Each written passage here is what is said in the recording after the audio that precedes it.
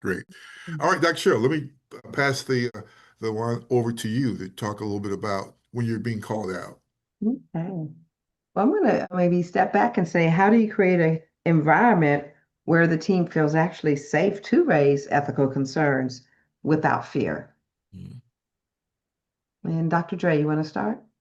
Uh, I think I think it's communication again, right? You try to communicate over and over and over again that it is okay to call it out, and you give permission to do that. And so I think for me, even when I meet with my team, for example, we always have the topic about being honest with each other.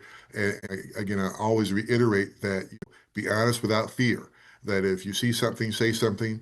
If something doesn't feel right, doesn't sound right, then call that person to task and say, hey, just wanted to touch base with you. Now, how you do it is a whole different way to approach it, right? Maybe I may not publicly call you out in front of the rest of the team, but I'm going to certainly have a discussion with you one on one, perhaps on the side, to say, hey, just wanted to bring up something that I didn't really feel comfortable about in terms of what you had asked me to do. And I think continuously reiterating, communicating that to your team that it's okay to do it. There's a certain way to do it that still promotes respect and a sense of humility. I think that's what it comes down to. And then I think the other piece again is to again think about it as again a gift in terms of building you as a leader, building your team to be the strongest and the best when you are able to call it out without having to fear what the cost might be to do that. So. Great. Thank you, Dr. Loretta. Thanks, Dr. Dre. I agree with Dr. Dre about being honest with people. If you say you're going to do something, that they know you really are when they come to you about a particular situation, and building trust within a team of people so they know that they can really trust me if I say I'm going to do something. But sometimes people are fearful about speaking to you in person. So you have multiple ways that they can get the information to you.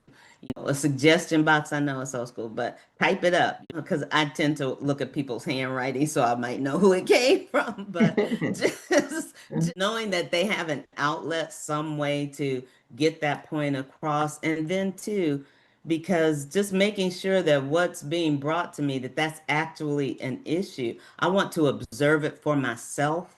I'm not just going to say, oh, well, we're going to implement this because so and so said. I want to know what's really going on. So if that means sometimes I got to roll up my sleeves, I got to go in, staff, see what's going on, just be observant with things as well.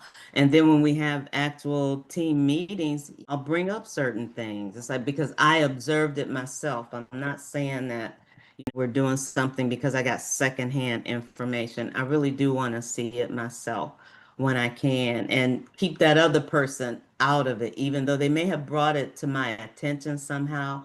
But I'm not going to throw them under the bus with so and so said, blah. I want to see it for myself because when I come in as the owner of the business and I'm saying something, it's because I observed it myself. It's not what somebody told me, it's what I actually know.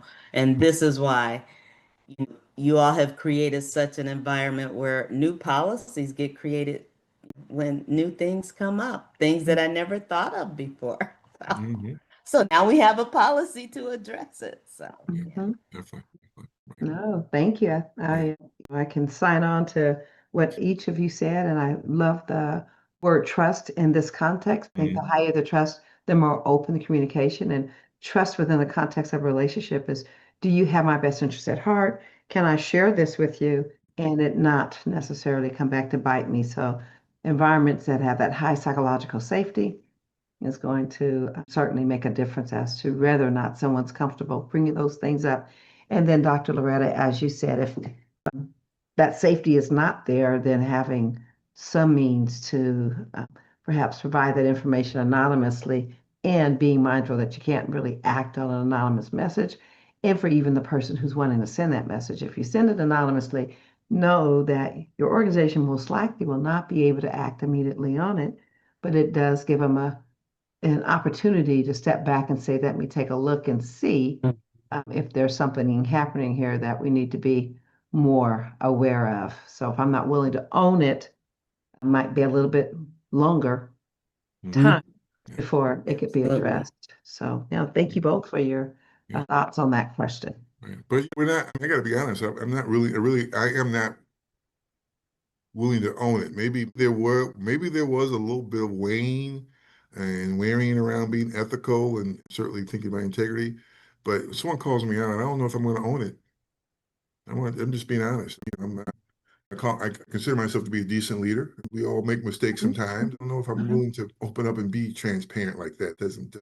doesn't build me up, but that doesn't make me be seen as a leader that people can trust if I Right. Well, admit and my that. own it was really about if a person has a concern that they're Mhm. raising, Yeah. if you're not, uh, if they don't feel like they can be courageous enough in that moment to share it, and they own that this is a concern that I have, and they're putting it in some type of anonymous suggestion box or what have you, or hotline, as Dr. Loretta said, it's not a good practice for a leader to act on something that came through one of those anonymous surfaces, or I call them a phantom.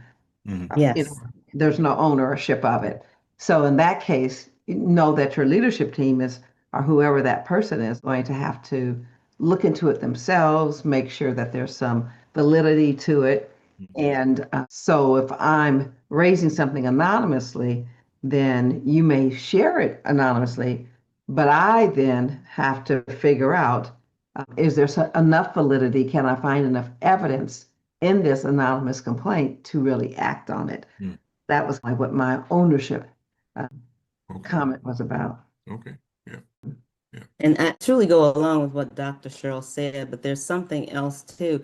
If you have created that environment of trust, transparency within your organization, people should not be fearful to come and talk to you. You Mhm. wouldn't necessarily have to have them come through anonymously. So even Mhm. though, yes, we may have those things in place for, but you want to create that environment where they know they can still come to you and talk to you without fear of any retaliation. Mhm. And they can have that conversation and know that, well, now that I've turned it over to you, Dr. Dre or Dr. Cheryl, I Mhm. trust you enough. I've been around Mhm. you enough. I know you're going to take care of it. And Mhm. that you're going to know the people you Mhm. work with.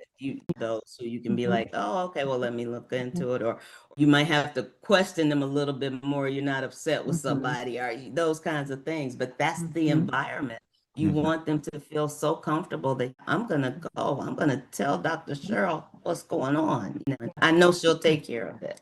Well, and I think here's the space with that, and the place I think that we might sometimes find ourselves in realistically is that each of us only have a certain level of authority. So Mhm. someone Right. can Right. bring an issue or concern to me, and my level of authority may only be that I can make sure that the ears that need to hear it, and Mhm. perhaps the ears who have the authority to do something about it can hear it, and yet that person with the authority is the one that may really need to make a decision. So there can be things that are brought to us within an organization. And what I can do as relates to integrity would be to certainly confirm hearing it, make sure that the person who needs to hear it hears it. I even Mhm. provide a recommendation, but I may not necessarily have the authority to change what's going on. So, Absolutely. That's mhm, true. yeah, mhm. Right. Which actually that can create a lot of frustration for I think Absolutely. people who Absolutely. work in helping professionals. I say helping professions.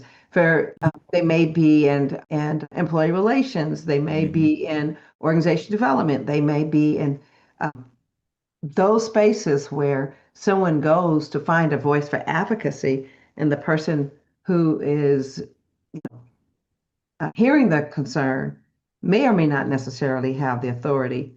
And so they may feel like, what do I do? And how do I jump over all these other layers of authority to try to make something happen?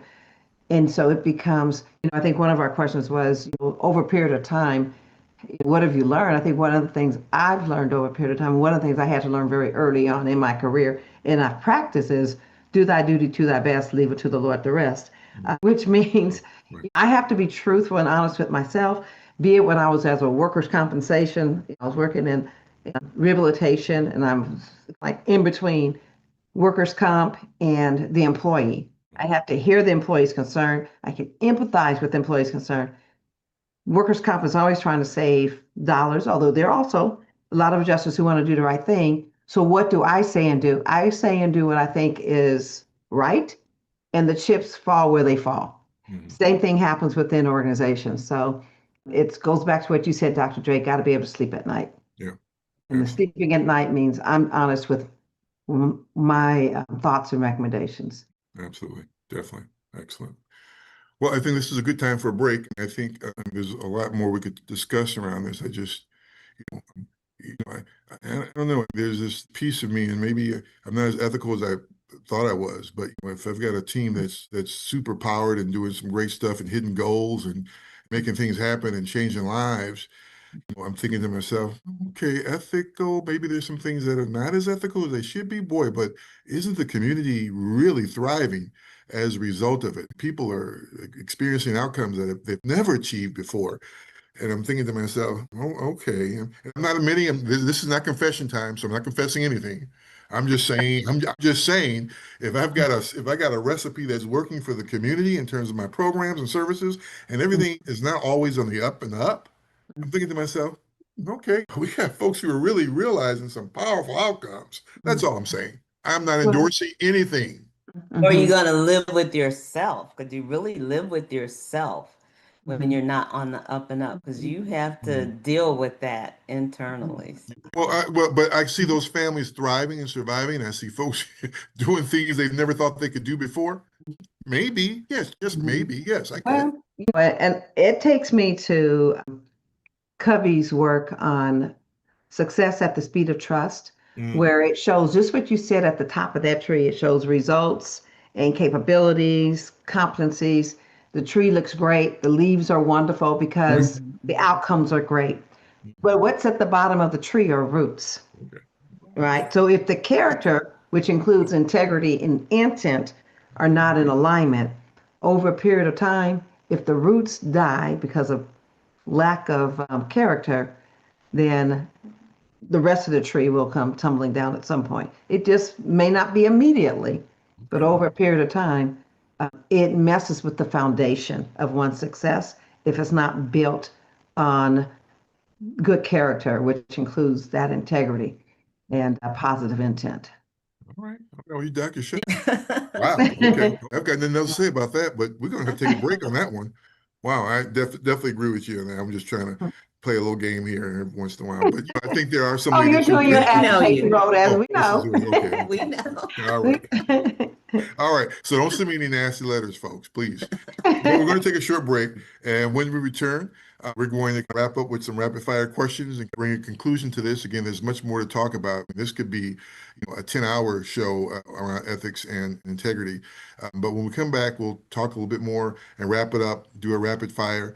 Again, express an exciting and share with you an exciting opportunity for you to participate with us in dealing with conflict as well. We're going to share much more around that too as well. So please stay tuned. We'll be right back with more on Leadership Matters with the People's Doctors, informing leaders, inspiring solutions.